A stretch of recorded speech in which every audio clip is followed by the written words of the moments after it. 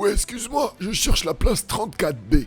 Mais j'arrive vraiment pas à la trouver, ça m'énerve. Donc là, j'aimerais bien, avant que le match commence, trouver... Bon, merci. Oui, merci Jean-Marcel, assis-toi, voilà. Bienvenue à tous dans ce match entre l'US Tyros et le Stade Bagnérais, match comptant pour la 15e journée de Fédéral 1 et qui voyait le leader landais recevoir nos Noirs du Stade Bagnérais. Tyros ayant été défait à Oloron la semaine dernière voulait réagir à domicile face aux Dauphins du Stade Bagnérais, restant sur une victoire clinquante contre Gujan-Mestras la semaine auparavant à Marcel Cazenave.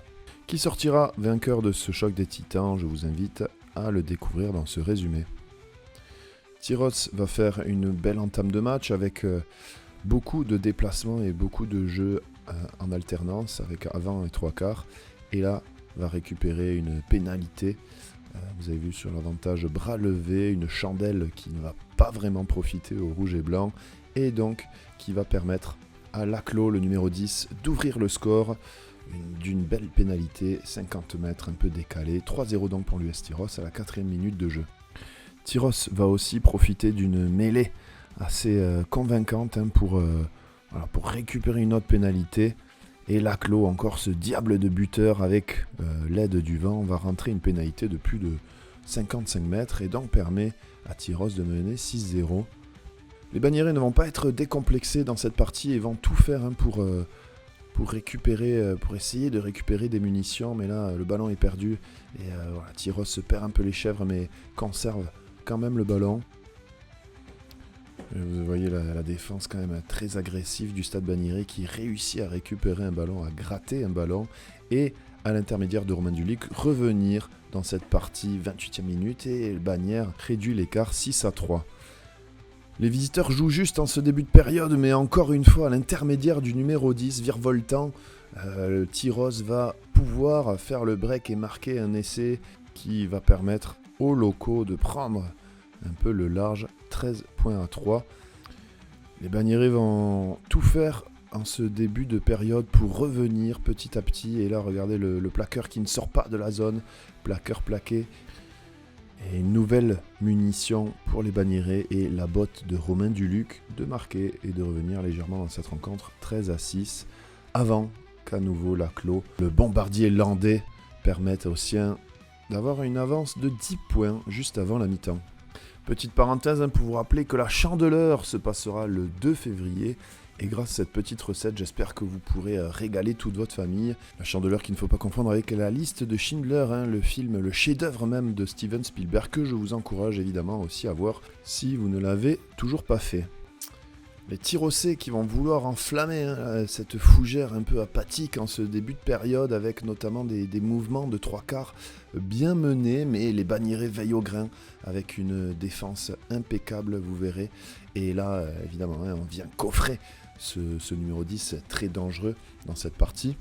Bagnérais qui prend rarement beaucoup d'essais sur chaque match cette saison et qui va mettre le cadenas. Mais là, monsieur l'arbitre revient à un avantage de hors-jeu et Laclos qui va permettre du coup aussi de prendre 3 petits points de plus et mener 19-6 à la 46e minute.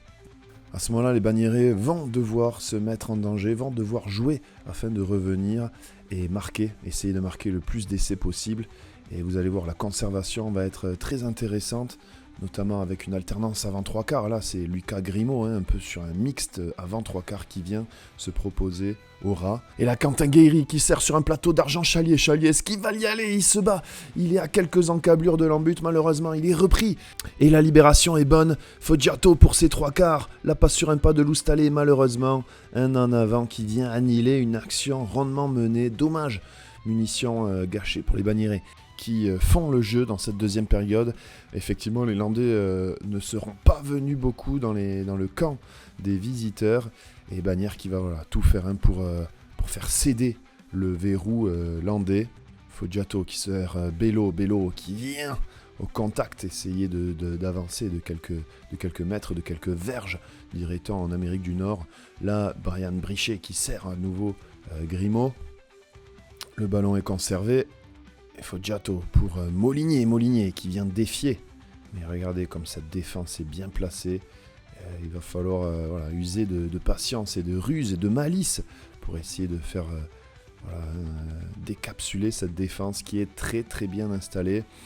Là, Foggiato qui essaye de se faire la malle tout seul, qui retrouve du soutien. Acosta, qu'on appelle aussi Pumba, dans le milieu, avec Guéry au relais, avec Guéry qui est bien soutenu par Lisbani.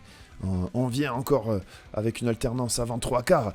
Là, Lucio Liporas avec Babas Guéry, bien attrapé par le numéro 5 de Tyros qui se relève en boitant, mais le jeu continue. Ferraz qui vient à nouveau fixer. Foggiato encore avec Lisbani sur un pas pour Cazenave qui essaye de s'extirper de la défense landaise, mais ce ballon est toujours conservé. Et là, est-ce que le ballon est tapé? Non, dit monsieur l'arbitre, ça continue à jouer. Tugaillé, bien refoulé par la défense des rouges et bleus. C'est irrespirable ici à la Fougère, le public qui retient son souffle face à autant de jeux produits par les Bagnérés. Lisbani encore qui essaye d'avancer. Regardez, on avance petit à petit, on n'est plus qu'à quelques encablures. Et là, malheureusement, le ballon va être perdu et récupéré par les Landais qui s'en sortent encore bien dans cette deuxième mi-temps. Comme je vous le disais, les Landais qui n'ont pas vu beaucoup le camp des Bagnérés en cette deuxième période et là, qui vont essayer de rajouter 3 points. Et là, on joue la dernière seconde et là, la relance du parking pour essayer d'aller accrocher ce point de bonus défensif qui serait ô combien mérité vu la physionomie du match. Avec un Tugaillé, Bello, on vient jouer avec Ferraz qui sonne la charge et qui est bien repris à l'entrée des 22 mètres des Bagnérés. Il faut effectivement essayer de relancer de 80 mètres. Et là, malheureusement, en avant et match terminé. Tyros qui l'emporte ici à la Fougère 19-6 face à son dauphin Bagnéré. Bagnères qui aura été ô combien courageux et qui aura fait un match de qualité face à un leader qui, je vous rappelle, vise la montée en National 2 et donc qui a des ambitions dans cette poule numéro 4 et dans cette Fédéral 1.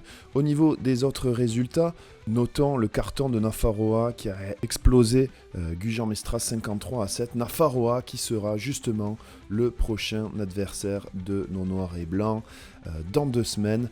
Avec un match ô combien important, un match qui pourrait voir Nafarroa revenir proche de la 2e place ou alors qui pourrait permettre à Bagnères de consolider sa place, de qualifier directement pour les phases finales.